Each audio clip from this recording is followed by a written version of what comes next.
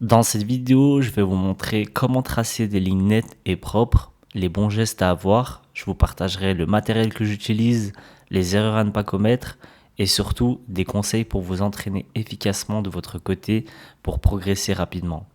En tant que tatoueur, on a 3 piliers à maîtriser, le traçage, le remplissage et pour finir l'ombrage. Le traçage, c'est vraiment la première étape puisque tout tatouage contient du traçage, que ce soit du one line, du maori, du réalisme et même de la couleur. Peu importe le style, il y aura toujours du traçage.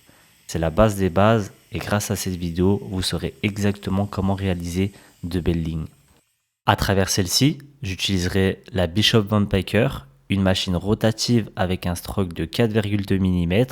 C'est une machine relativement puissante, donc parfaite pour de la peau synthétique. Sur peau humaine, j'aurais tendance à utiliser plutôt une machine avec un stroke de 3,5 mm.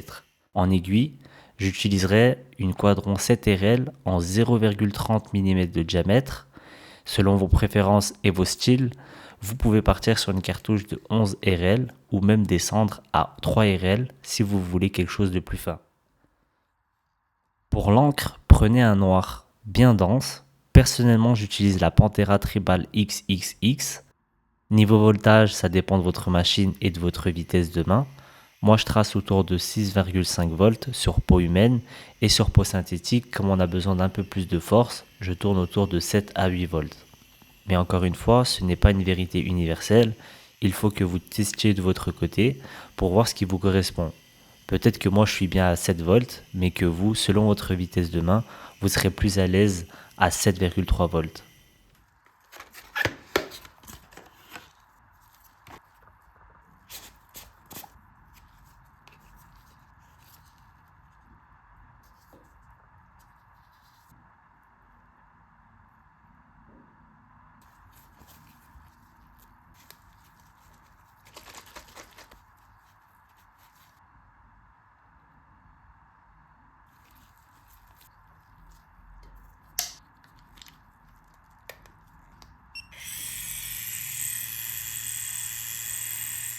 Avant chaque traçage, je place toujours un peu de vaseline sur la zone, ça évite à l'encre de s'éparpiller et ça rend le nettoyage plus facile. Quand je plonge l'aiguille dans l'encre, je ne mets que le bout dans le cap, jamais toute la buse, sinon vous risquez d'en mettre partout. Quand je trace, j'utilise toujours 3 points d'appui pour étirer la peau, le pouce et l'index de ma main gauche et la paume de ma main droite, et ça même sur peau synthétique. Je garde cette habitude pour bien préparer mes réflexes sur peau humaine et ça vous donne beaucoup de stabilité. Je tiens aussi ma machine à 90 degrés ou au plus proche. Pourquoi ? Car ça me permet une pénétration perpendiculaire, un trait plus net et une profondeur plus régulière. La sortie d'aiguille doit être réglée de manière à ce que la buse ne touche jamais votre support quand vous piquez. Sinon, sur peau humaine, vous risquez de créer de l'inconfort, d'irriter et de rougir la peau de votre client inutilement. Autre chose importante, gardez une pression constante tout au long de votre tracé. Si la pression varie, ça risque de créer des points, des ruptures et à la cicatrisation, il peut y avoir des manques.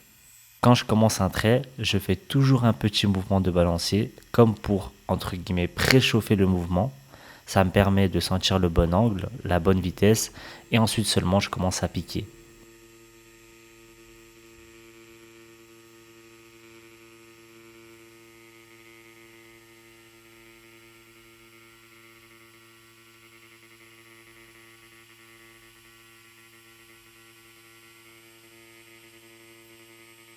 Et si vous n'avez pas de stencil, par exemple, si vous devez réaliser un cercle ou une autre forme simple, vous pouvez utiliser le surplus d'encre de votre cartouche comme repère. Il suffit de déposer un tout petit peu d'encre au contact de la peau, sans vraiment piquer, et ça, même sur peau humaine, ça fonctionne. Si vous vous ratez, vous effacez le surplus d'encre et vous pouvez recommencer. Mais vraiment pour que ça fonctionne, il faut que vous effleurez la zone, laissez juste l'encre se déposer au-dessus de la peau.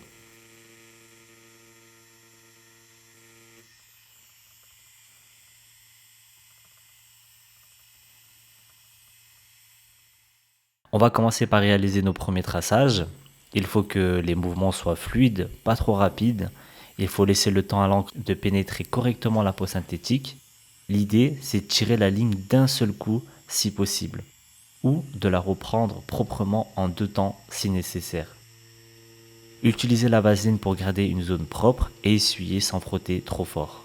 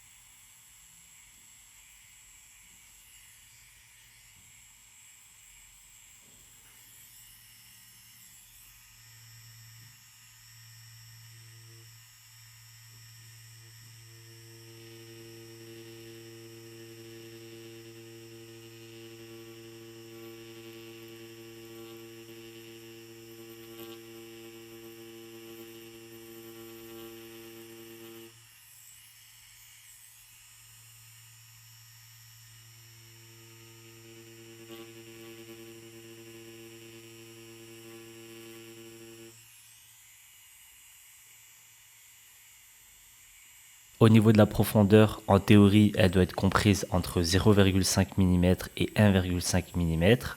En pratique, c'est principalement visuel et c'est un ressenti.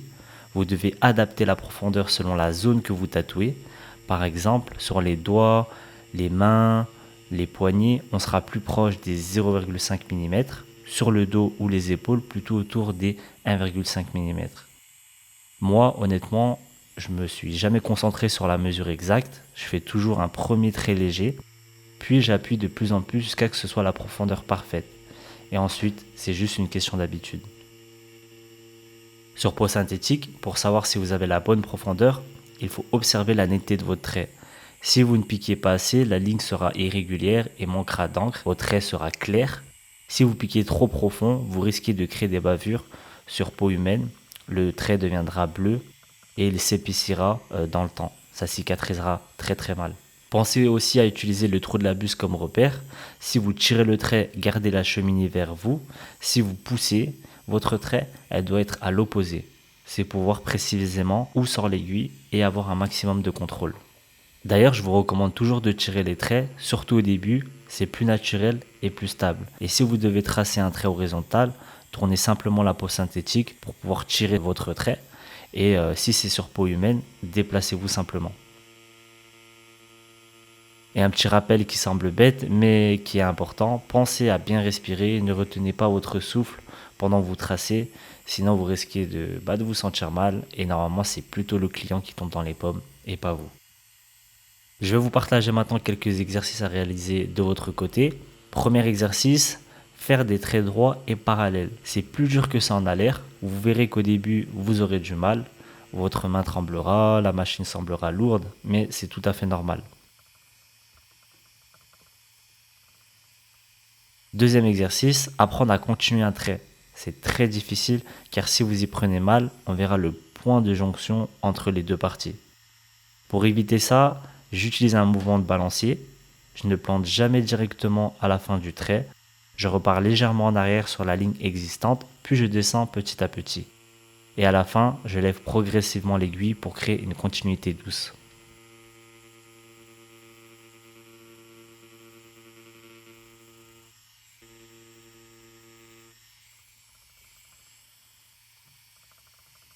Autre exercice, repassez 5 à 10 fois sur le même trait. Si votre ligne reste propre et nette, c'est que vous avez une bonne précision. Sinon, il faut recommencer jusqu'à ce que ce soit fluide. Et ça vous aidera aussi à repasser sur vos stencils plus tard avec une précision optimale.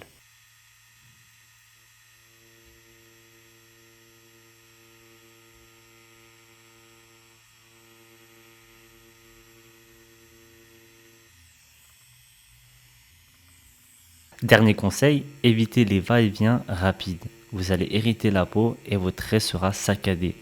Essayez de faire le trait en une seule fois ou deux au maximum. Et si vous faites une courbe, tirez-la aussi. Vous serez toujours plus précis en tirant.